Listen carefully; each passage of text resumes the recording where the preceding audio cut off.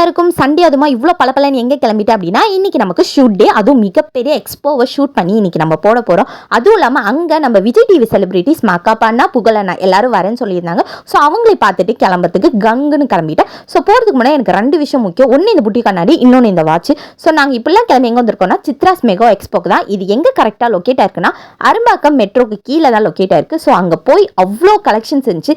Just 99 இருந்து நமக்கு 1499 வரைக்கும் தான் நம்மளுக்கு அங்கே எல்லா ப்ராடக்ட்ஸும். அங்கே குர்த்திஸ் மேக்ஸிஸ் அது மட்டும் இல்லாமல் டாட்டர் மாம் காம்போ அப்படின்னு நிறைய விஷயம் போட்டிருந்தாங்க. சாரீஸ் எல்லாமே அவ்வளோ கலெக்ஷன்ஸ், ஆன்டிக் ஜுவல்லரிஸ். ஆனால் இதில் மிகப்பெரிய வருத்தம்னா மென்ஸுக்கு ஒரே ஒரு பிளாட்ஃபார்ம் மட்டும் தான், மீதி எல்லாமே கேர்ள்ஸுக்கும் அண்ட் கிட்ஸுக்கும் தான்.